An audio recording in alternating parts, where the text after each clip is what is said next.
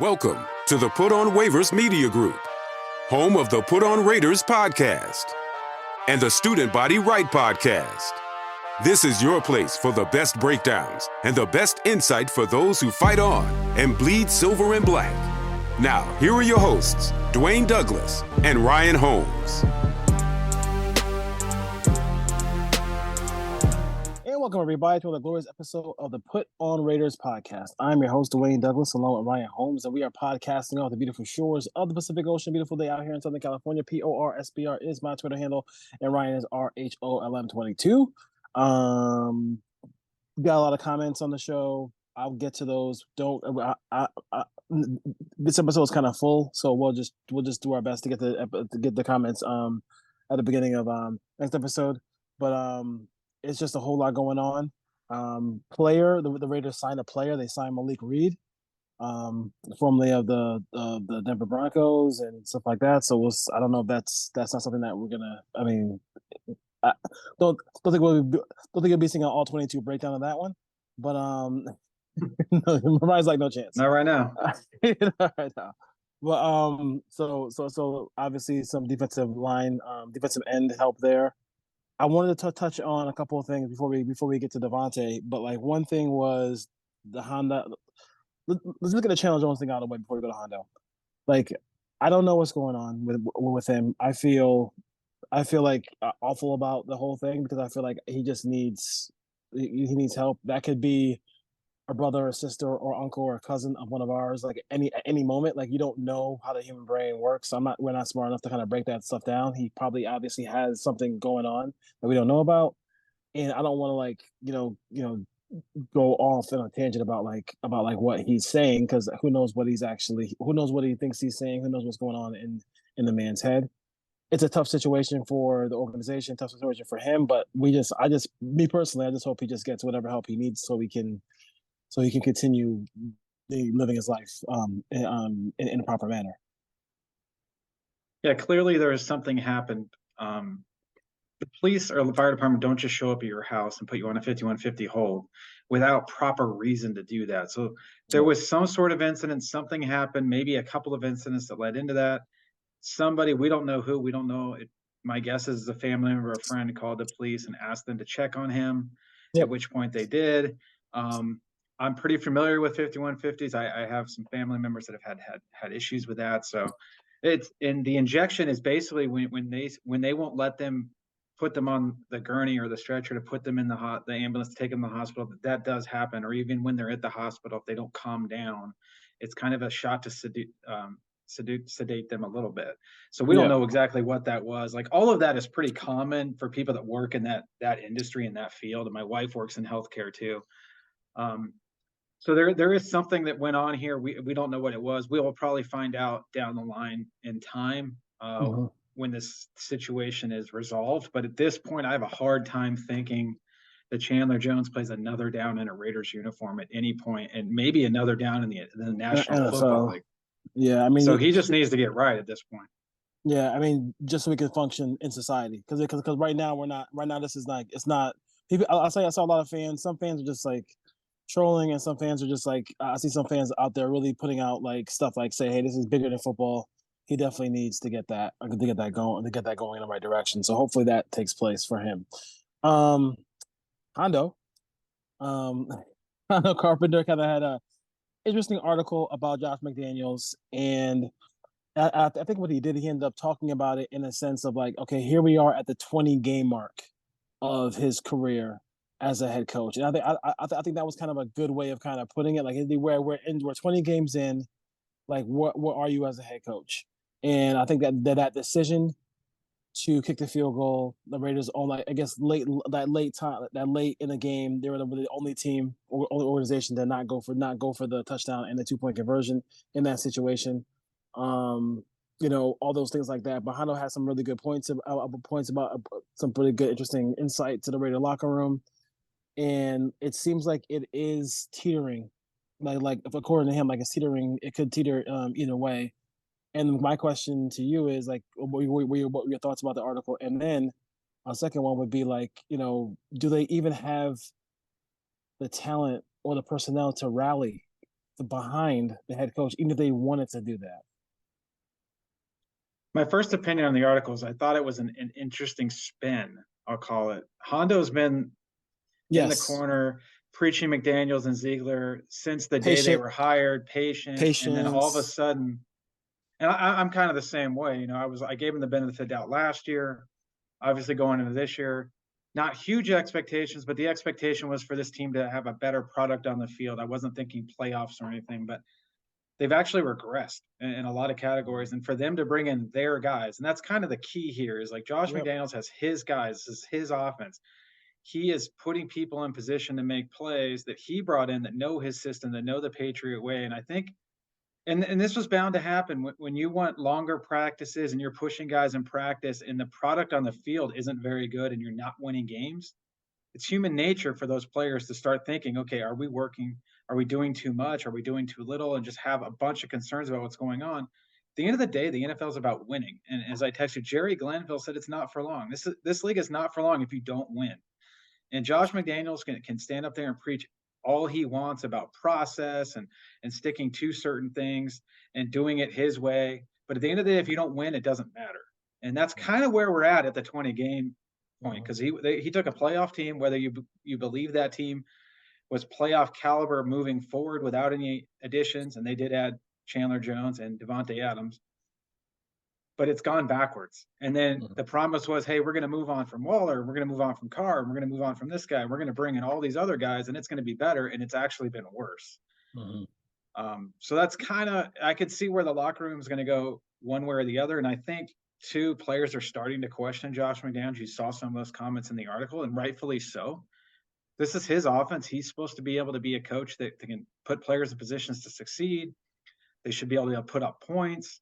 And granted, no one expected six interceptions from the quarterback, but they've happened. There has been 6 interceptions. And at the end of the day, it's about what your record is, as Bill Parcells said. They're what is Josh now? 7-13, and he's 1-2 this year with a daunting road game ahead of us, and we don't even know who the quarterback's going to be. So, yeah, it's good to look at it. NFL teams like to look at seasons and quarters.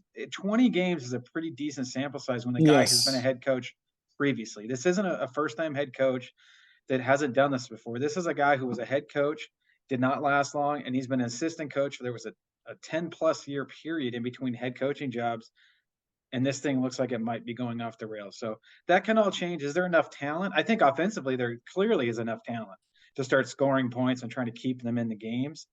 I think the defense has played okay for spurts, but the offense is the problem right now in Las Vegas, and that's a Josh McDaniels problem. Yeah, it's just not good football. It's 7-13 is his, I guess, is his record right now.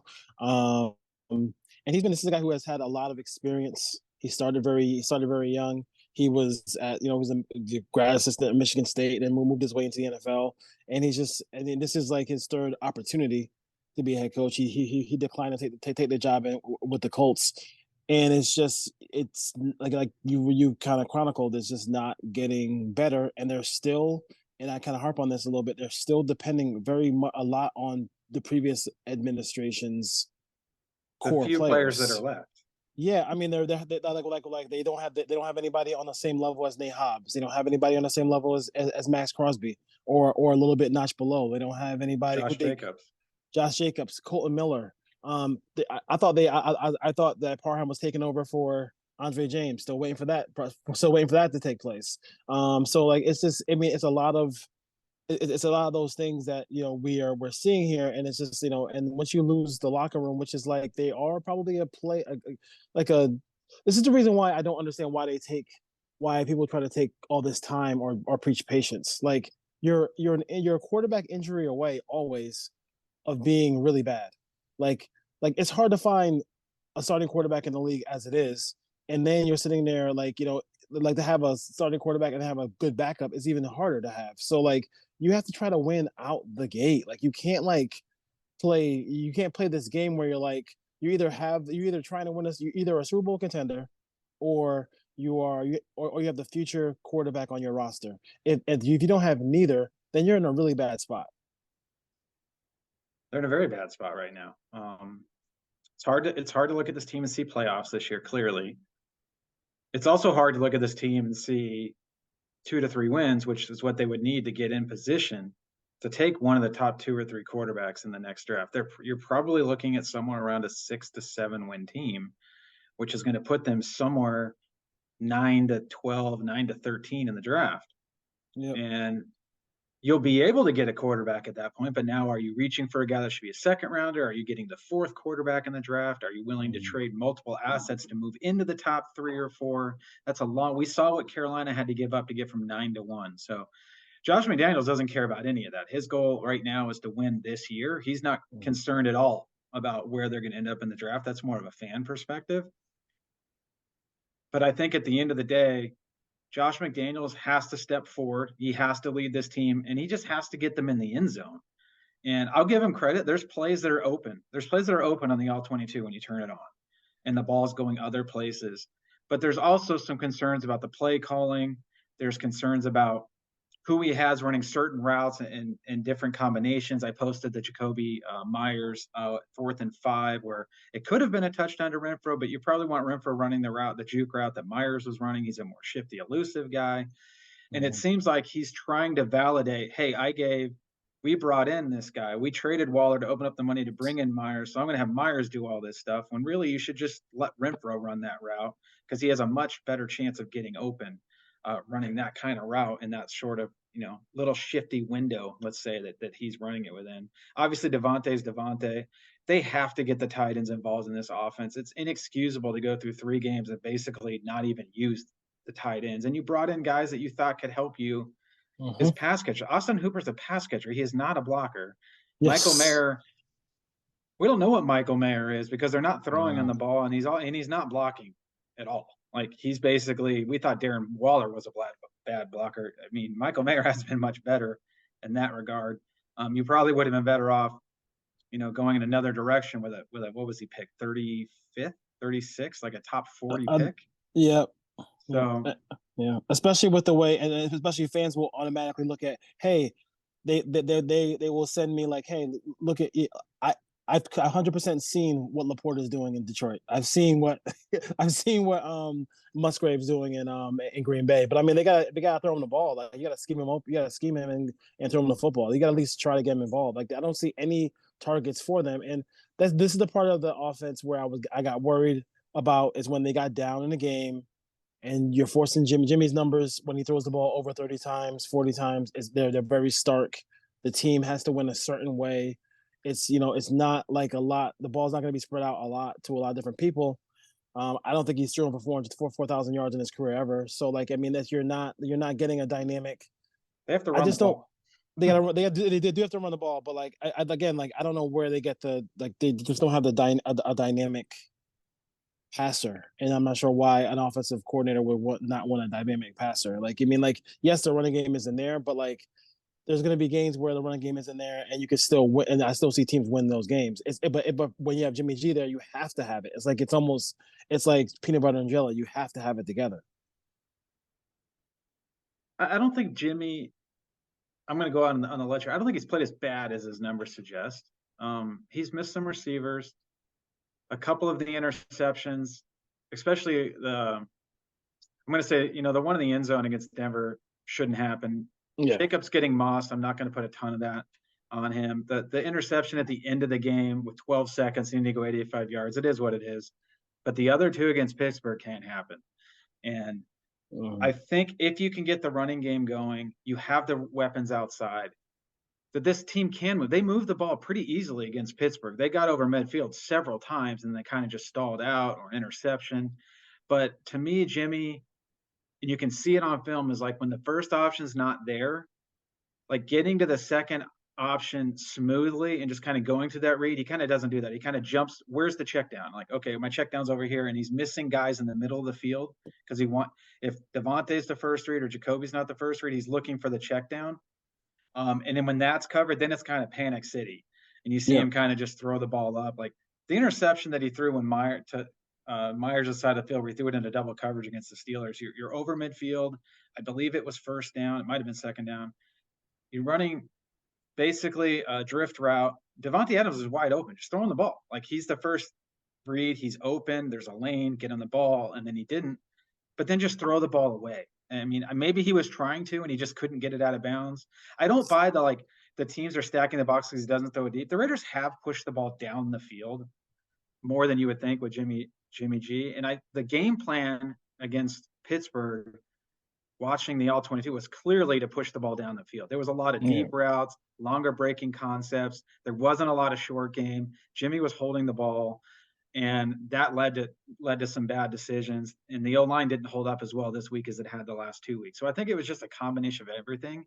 The problem is, in the National Football League, if you want to be a good team, you have to beat the teams you're supposed to beat, and you need to win home games. And the Raiders didn't. And that's kind of where the frustration comes from, is because this is a game they should have won, and they didn't. And they came out kind of flat, and it's kind of an issue you have with Josh McDaniels. We saw this last year, where the first quarter is great. Like, if he only had to coach the first quarter of games, he'd be a good coach. But then, you still need to move the ball in the second, the third, the fourth quarter. And they haven't been able to do that for 20 games. That's not a 2023 issue. That's a 20-game issue. The Raiders have not scored points in the second half of games under Josh McDaniels. Yeah, and that's not good. That's not good. You got to play 4 quarters, and got to coach 4 quarters as well too. So I wanted to talk about kind of want to roll over to Devante Adams real quick, his comments, and let's just talk about this real quick. Explain to people, because I on my screen here I have his whole contract broke down. Spot Rack does that very well. What cap hell do the Raiders enter if they trade Devante Adams? Well, one, I don't think they're going to trade him this year. You almost can't, because one, they don't have the cap room to eat the cap hit that they would take. And just looking at it right here, I'll bring it up on my phone. You said if they traded him right now, you're looking at $24 million in dead cap money. Yep. With in 2023 post June 1, they don't have $24 million in cap room, so you can't really do that. And one, I don't think they would do that in the middle of the season. Even if Devante wanted it to happen, there's really no reason to do it, because if you trade him for draft picks, you can't use those draft picks until the 2024 draft. And at that point, you're probably going to get more for him in the offseason when multiple teams can bid on him, versus trading him in the middle of the season where it might be 2 or 3 teams that one would have the cap room to do it. The issue becomes 2024. If after the season he wants to leave, if you traded him, a lot of people are saying post June 1 trade, that'll never happen, because if you're going to trade him, you want the draft picks in next year's draft. You're not going to trade him a month after the draft for picks in 2025. So I know the cap hit, if you do it next June, is only it's $7.8 million in 24 and 16 or 15.7 million in 2025. That'll never happen because they want the assets now. They would have to do it pre-June 1, and you're still looking at a $23.5 million cap hit in 2024. So if they're going to move Devante Adams, in my opinion, it would happen in the offseason, probably somewhere in February or March prior to free agency of next season. I don't see it happening this year, and it's going to be up to Devante. If they bring in a whole new staff and they go get a rookie quarterback, I could absolutely see Devante saying, I don't want to be a part of that. And that's his right. A 32-year-old future Hall of Famer that's chasing a ring. We've seen this happen numerous times with the Raiders in the last 20 years, 25, 30 years, where they bring in a guy in his early 30s that might be a Hall of Famer on his way to the Hall of Fame, and it doesn't work out, and then they leave quickly in a couple of years. So this isn't anything new. Hopefully they can right the ship, and Devante wants to stay. He's still a dynamic top 3 wide receiver in the National Football League. But if there's a coaching change and a GM change and a quarterback change after this season, like I said, I could easily see Devante wanting to move on. And it might be best for both parties, because the Raiders would be in a full rebuild at that point, and you would want the assets to go out and get the quarterback you want, and the new regime, if there is a new regime, wants in 2024.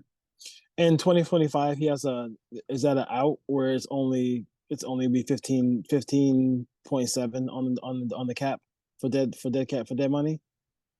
It's a 3. There's an out after 2024. So would it behoove them to just to write it out? I mean, if you're gonna,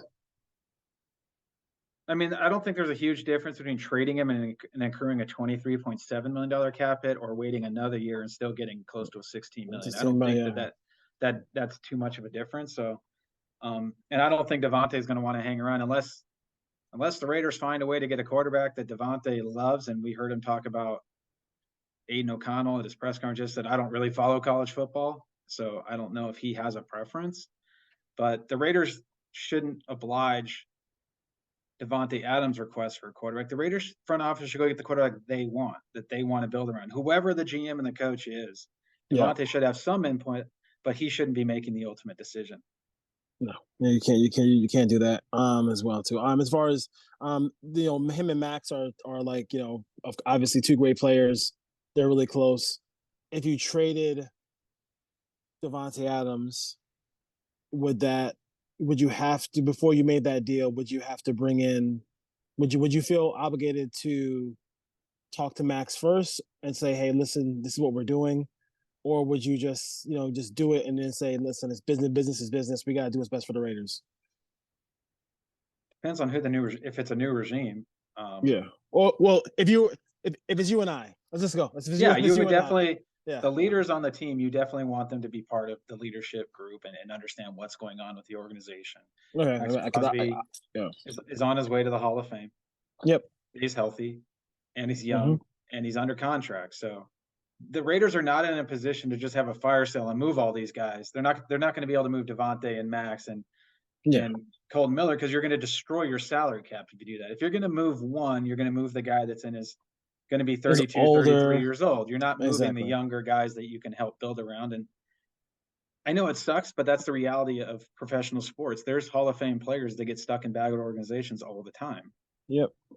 Maxx signed a contract and he's going to make $100 million, and who knows, they may rip that up and give him more money at some point. So I wouldn't be too worried about that. I think the Devante thing has some traction, but it's more for the off season. Yeah, makes sense. Cool. Because we got a lot. So I summed up all the questions we got on the text line. I summed up all your Devante Adams questions into that segment. So we should be good there as far as that goes. So Jimmy G, I think I watched all 22. I watched your stuff on X, if you will, and also just texting people and stuff like that. Like, is it?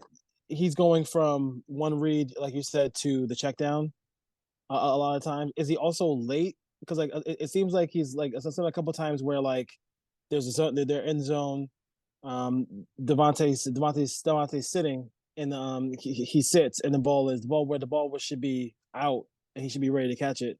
He's waiting. He's waiting maybe a couple beats. Did you see that in the film as well when you watch an offense? Not really, or no? It's on a few plays here and there. I think he's been on time more than he hasn't been when the first read is open, and he should be. He's a professional quarterback, and if the first read's open, you should put it on him. I think it's more like we use the fourth and 5 play, and everyone's like, if he steps up in the pocket, he's got Renfro for a touchdown. And I got a couple people texting me that Carr or tweeting at me, well, Carr would throw that for a touchdown. Like, I'm over. If you guys are going to reply to my all 22s, please stop mentioning Derek Carr. He's not a member of this team anymore, and I don't care if he would have completed that pass or not. They're probably right, but that's neither here nor there. Like, I don't want Derek Carr mentioned in every offensive player. I'll just stop putting him up. But I think on that play, it's a perfect example where the number one read is the juke route. It is Jacoby Myers. The call is for him to win on that juke route and get across the face of the defender for a first down. They're trying to get 5 yards. And Jimmy hung with it, I think, a little too long because Jacoby never got open. He didn't shake that guy. The juke route didn't really work. And he waited, and he kind of just panicked and tried to flip it almost sidearm to get it through there. He had time. He could have stepped up. He could have gone to the next read. And that's one where I say, he's hanging on to the first read a little too long, but I understand because it's 4th and 5 and that's the call and that's the design and that's the guy they want to get the ball to. I don't have a ton of issue with that. In hindsight, he could have stepped up and he could have lofted the ball to the middle of the field and got a touchdown. It's easy to see that on film. I think part of the issue too with Jimmy is he just hasn't played in this offense in 6 or 7 years, and he's used to an offense with San Francisco that had a running game that got him outside the pocket, that had easier reads in the middle of the field. And this offense with the Raiders just kind of seems like it's just a bunch of dig routes. It's a bunch of out routes. It's an occasional slant route, but it's not really, there's not a ton of spacing, and they're not pushing the ball down the field vertically enough.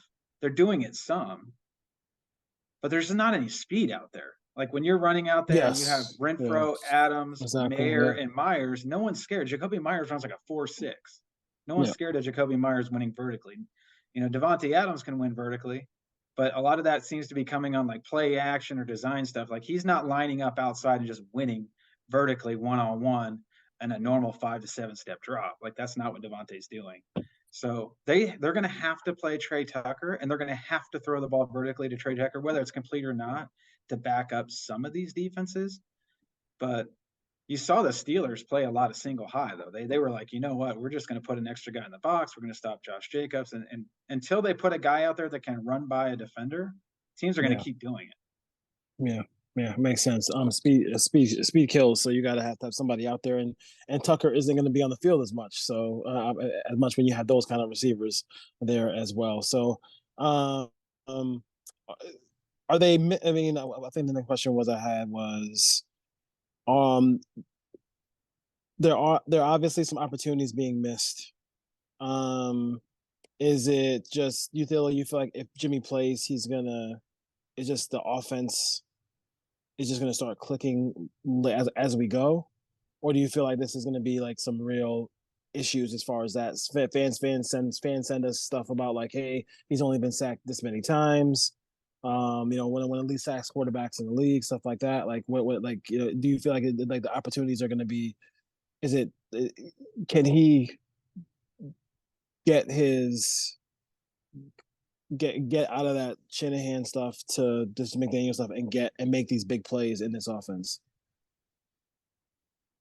I think he can. I think he needs to be in the offense. It's repetitions. It's understanding the route combinations versus different looks. Because Josh McDaniel's offense isn't, I'm going to call this route combination and they're going to run it. It's based on the coverage. So you're going to see receivers run different routes on the same call just based on how they're being defended. So it takes time to get used to that again.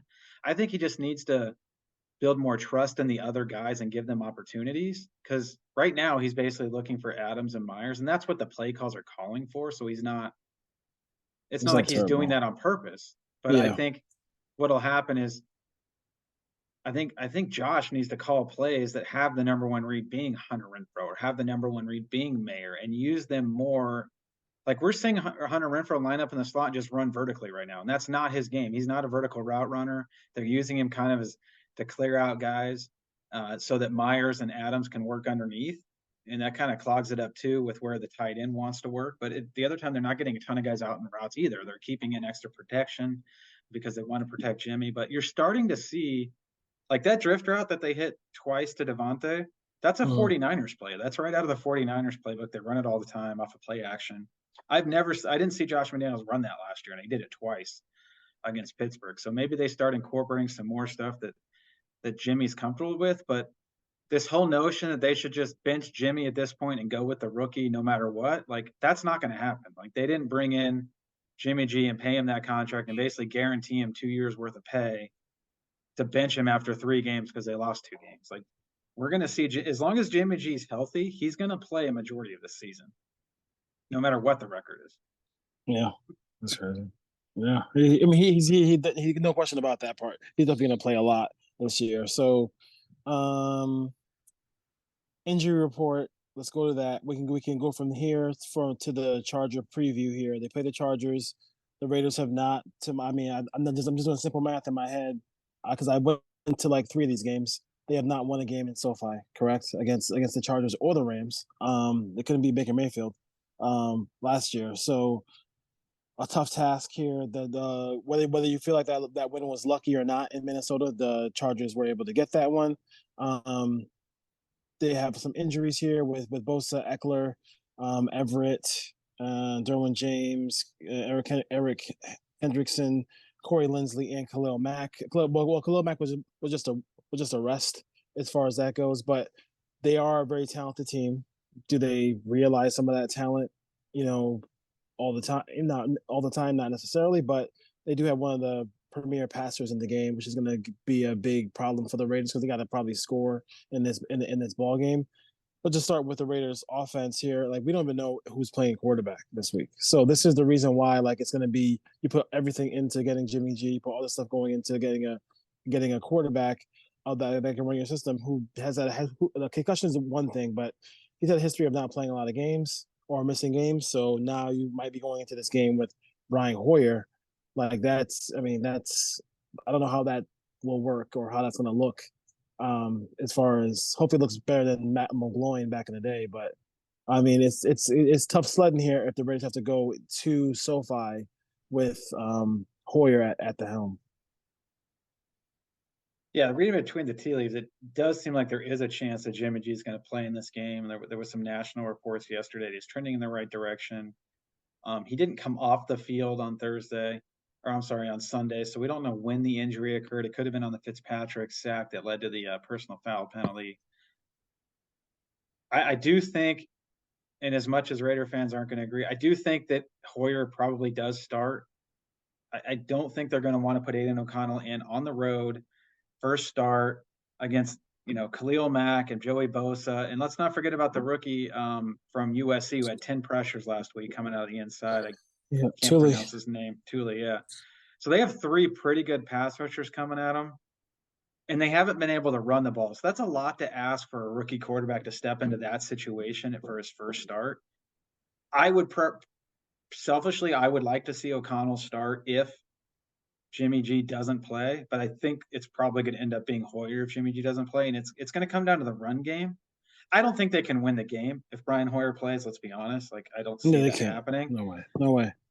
They need to run the football though, and if they can't run the football against the Chargers front, they're not going to run the football for a while. And they couldn't move it against 2 teams that couldn't stop the run the 2 weeks before. So it's going to be interesting because let's say Brian Hoyer plays, and we're going to establish the run, we're going to pound the ball and try to keep it away from them. They're not going to score. So, you're probably looking at 10, 13 points if Brian Hoyer plays, maybe if you get lucky 17. Yeah. You're not holding the Chargers to 17. Like, Justin Herbert completed 40 passes for 400 yards, and Keenan Allen went 15 for 215 or something last week. I know they don't have Mike Williams, but they have a first-round rookie they took from TCU and Quentin Johnson that can throw out there. They're going to get Austin Eckler back this week. It seems like he hasn't played in the last 2 weeks. So they're going to have some sort of running back you're going to have to worry about. You're going to have to worry about Gerald Everett. Where's Keenan Allen going to be? The Raiders tried to play a lot of man coverage last week with some success, but obviously there was some downfall in the long touchdown that went 72 yards to Calvin Austin when Marcus Peters was guarding him. Can they play man against the Chargers? Probably, because they don't have that speed receiver, but then I'm really worried about Gerald Everett and Austin Eckler out of the backfield or tied in, because I don't think the Raiders are going to be able to hold up underneath. Do you play zone? Can they get to the quarterback? That's the other thing. They haven't gotten to Justin Herbert a lot when they've played the Chargers. So it's a tall task, no matter who plays quarterback. They have a chance, I think, if Jimmy G plays. If Jimmy G doesn't play, it's going to be a rough day for the Silver and Black come Sunday. You would think that at least some point, just by, like, I mean, you gotta go out there and do it, but, like, they've been so bad on offense. Like, you would think that at some point we would see just points. And if Jimmy G plays, hopefully they actually can get some points in this game.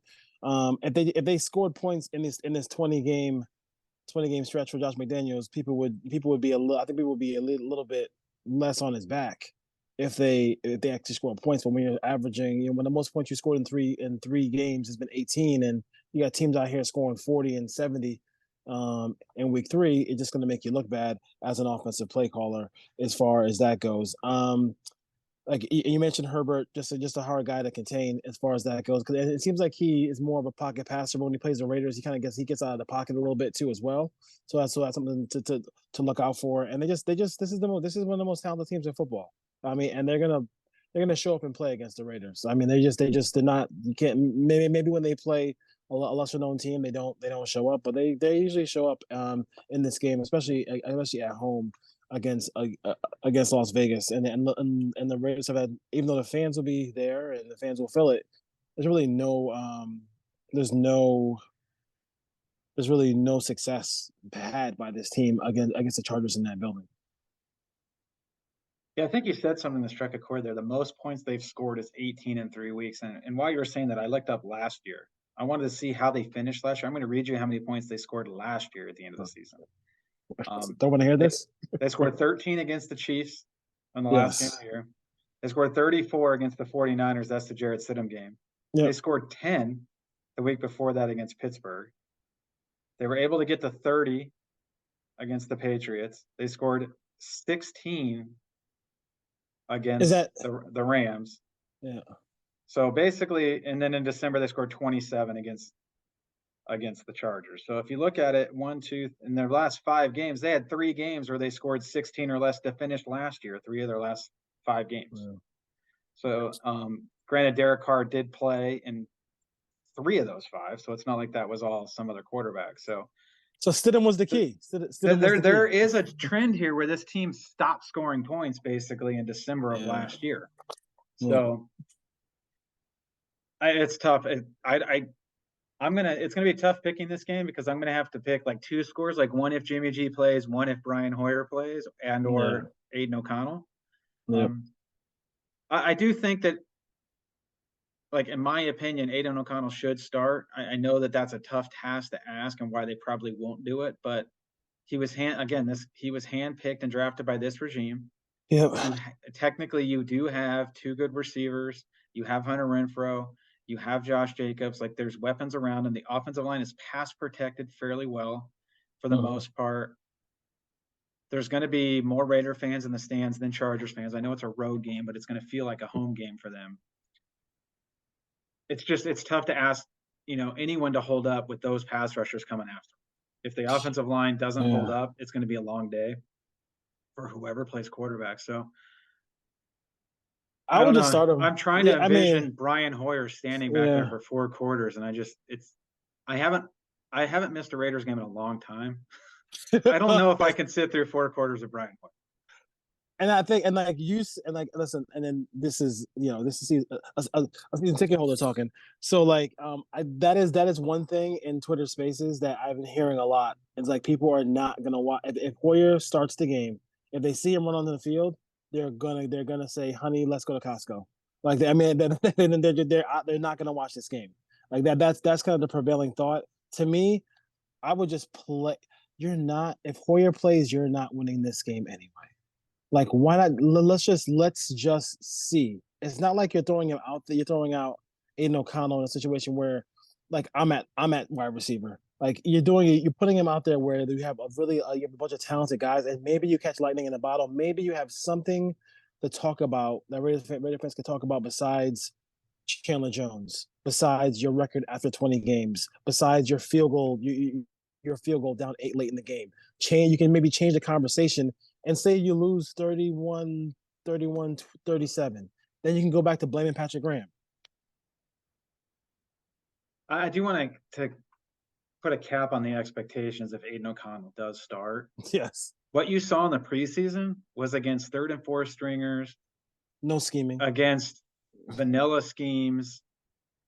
Teams weren't bringing a ton of pressure. They weren't rotating coverages. They weren't disguising looks. Now, granted, he wasn't throwing to Devante Adams in the preseason, but at the same time, without a running game, and I think that's probably why Josh McDaniels goes to Hoyer, because they're not running the football. So it's not like Josh Jacobs is going for $120 every week where you can just turn it around half the plays and not worry about it. Yeah. And this team's probably going to fall behind pretty quickly if the defense doesn't play the best we've seen them play in several years early. And it's tough to just say, okay, O'Connell, you're down 14-3 or something. Go out there and start throwing the ball 40 times today with Joey Bosa and Khalil Mack. I just don't see the way Josh McDaniels think. I just don't see that happening. So they did run the ball. I think then they was that late in the, because I did see somebody posted that when Garoppolo was under center, they ran the ball poorly. But then they averaged almost 5 yards a carry when they were in shotgun. But was that when it was? That was at the end of the game. End of the game, last drive. It was So I was thinking when I saw that stat, I was like, well, it wasn't like they were doing that in the first quarter. So if they were doing that in the first quarter, it'd be a little different. My different feeling. But no defensive coordinator, play caller ignores the running game like Brandon Staley. So it is another week where you're like, you feel that pressure. Like if you can't run the ball against the Chargers, then like Jesus, like you can't run the ball against anybody. Yeah, I fully expect no matter who starts at quarterback, as long even with Jimmy G, but the Chargers are just going to double Devante Adams. So you're not going to be able to hit the ball down the field against him. You're going to be able to get him open in the slot, get him open underneath, occasionally take a shot when you get him one-on-one. But it's going to be another week where you're going to see a lot of Jacoby Myers. You're going to see a lot of balls to the backs. I don't see Brian Hoyer. And there'll be times where Brian Hoyer just holds the ball and gets sacked because we saw that kind of in the preseason when he played. Yes, you will. I do think that with Austin Eckler back there, they'll try to run the ball a little bit more than they have the last couple of weeks. And I mean, they threw it all over. I mean, went over 40 completions for 400 yards against Minnesota. And the Raiders are going to have to tackle because Justin Herbert's not pushing the ball vertically down the field. A lot of it's like it's underneath, short to intermediate, and guys are, getting yacked. They're making plays after the catch. But he's getting rid of the ball pretty quickly, too. So they're going to have to tackle. And the Raiders can't start missing tackles and flying all over the field. They're going to have, and we say this every week, they're going to have to get turnovers in this game. Like, again, they're going to need 2 to 3 turnovers to have a chance to stay around, even no matter who plays quarterback, but even more so if Jimmy doesn't play. I mean, and they haven't gotten turnover all year, right? There's no turnovers the whole season. Well, they've gotten 2, but they were flagged on both, so they have 0. They have 0, yes, of course. That's the thing. And also, I mean, nobody gets a flag picked up like the Raiders do. Like, penalty for the Raiders? No, let's pick that thing up. You have a score with AOC starting and a score with Hoyer starting. I don't think it matters. I don't think it matters either. I'll go Hoyer 31-13 Chargers. And we'll give the rookie a little bit more. I'll say 31-17. So I mean, we're talking 4 points. You're still losing by 2 touchdowns, regardless of which one of those guys starts. If Jimmy G starts, I think they'll be able to hold the ball a little bit longer. They'll keep it away from the Chargers, so the score might come down 27-20 Chargers. So I still think no matter who you start, I think the Chargers are winning this game. Yeah. James, no, I did not. I heard the thing that that Marquette King said about giving his owner a noogie. That's not our kind of show, so don't worry about it. We're not talking about that. CJ, let's see here. What could the Chandler Jones episodes be part of why you would fire Josh McDaniels? I just think the record and the lack of offense would be the number one reason why you would fire Josh McDaniels. I'm not going to say the episode plays a part here. I will say the contract and the decision to give him that contract and the lack of production definitely plays into. Yes, because he wasn't burning it up before. Yeah, he wasn't playing. So it was a horrible contract before all this happened. So I think more so the contract and the lack of production would lead more to, because this was his guy. He coached him in New England. He brought him in. They knew him personally. Would have more to do with it. Yep. Replacing, if you had one name right now to replace Josh McDaniels, who would it be? Don't bring the pitchforks, but right now I would say Dan Quinn. And I've been, like I mentioned last week, I do think it's time for the Raiders to bring in a defensive first coach and try to build the defense. Because until they can play better defense, it doesn't really matter unless you just hit a home run with the quarterback. Yeah. Dan Quinn. Let's look at one thing with Dan Quinn real quick. I have, because like I've kind of like Shane Waldron from Waldron, whatever his name is, Walden from Seattle. He came from the Rams, so he's under the McVay tree. Yeah, he's actually been pretty good. He's been pretty good. So I like that. I kind of want to go, and I see what you're saying about the defense. I kind of like a guy who just has a clean slate, whose record is 0-0. Let's just, I just want that. I definitely don't want a guy with losing career record. So I'm not messing with that. Then Campbell got fired in 2020. Dan Quinn did go to the Super Bowl though with the Falcons. But he had Shanahan, so he had Shanahan's offense. Yeah. And then he went 8-8, 11-5, 10-6, and then he had 2 straight years of 7-9. And that sounds better than anything the Raiders have put on the field. You ain't lying. and then he started 0-5 in 2020. So something probably happened in 2020. We're not a Falcons show, so yeah. I mean, like it's funny though. Like it changes so dramatically if if they just take care of the football after Julio Jones makes that incredible catch. The catch, probably the best catch I've ever seen in my life. How is Dan Quinn's life so much different now if they took care of the football there, and scored against the Patriots and won that game? It's amazing how that happens. But defensively, I would probably go with the offensive coordinator for the Seahawks right now, and then Ryan would go with I Dan would say Quinn. Ben Johnson's a close number 2, young Yeah. coordinator. He Yep. hasn't been doing it long. I think he took over play calls in the middle of last season in Detroit, but with the way Jared Goff's playing and with the production they're getting out of Amon-Ra St. Brown and the running backs and being able to put up points, they traded TJ Hawkinson, hasn't slowed them down. Yep. It's always concerning because you don't know what kind of staff a first-year guy can put together. He's never done it. You don't know. Like, it's exciting because retreads aren't exciting because they've lost at some point and got fired. Yes. But they do work sometimes too. But I do. Dan Quinn's probably not answering the phone, let's be honest, if Mark Davis calls him. If other teams are after Dan Quinn, he's probably not coming to the Raiders. Yes. And that whole thing where Al Davis used to, wait till everybody else got hired and then try to hire, that's not going to work because Waldron and Ben Johnson will probably be gone by the time you get to that phone call. But yeah, I totally agree with that part of it. But we'll see. I mean, right, he's 43 and 42. A lot of that's because of that 5-game losing streak that he had before he got fired. So, in 2020, but the Cowboys have been a pretty good defense. They've been a pretty good defense over the years since he's been there as a coordinator. All right. Anything else you want to roll with before we head off to? Do I have to do all 22 breakdown if Hoyer plays the whole game? Can I skip it next week? If Hoyer does the no, I mean. You got to hang in there and do it. No, I mean it's just, I mean, like if Hoyer plays, obviously it'd be nice to see if the kid plays. I'm not in love with him like everybody. People just want to see something positive. So I can't fault them for saying they want to see Aiden O'Connell play. I guess I just can't fault them for saying that at all. So, but the Raiders are in a tough spot, man. A tough spot as far as that goes. Don't have anything else for you guys today. I would say the one thing I saw on I did watch the Lions Falcons, and I would say a couple of things, but just off the cuff, NFL wide, it was really cool to see like their home field is just almost sounds like a college game. Like it is incredible. They are pumped about the Lions and what Dan Campbell's doing there, and I do like the confidence in which Goff is playing. I'm not sure how far they're going to go, but I can see why like Lions fans are jazzed up about that team, and they're looking like they're heading in the right direction. And I mean, just the way they use those receivers and all that stuff like that. And Laporta is really becoming a really good pass catcher as well too. Anything from around the league that you like that you want to. I would say first 3 weeks.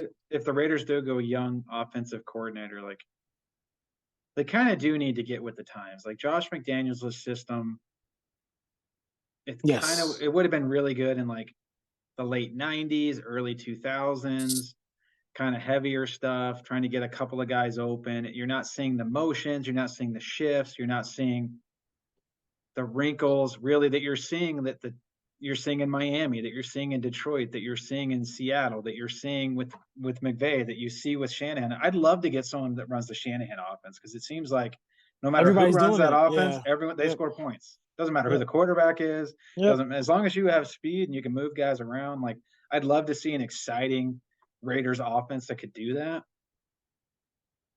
I just don't know who that guy would be. Like if you look at the 49ers tree, they've kind of been picked clean a lot over the last 3 or 4 years. Like they don't even really have an offensive coordinator right now.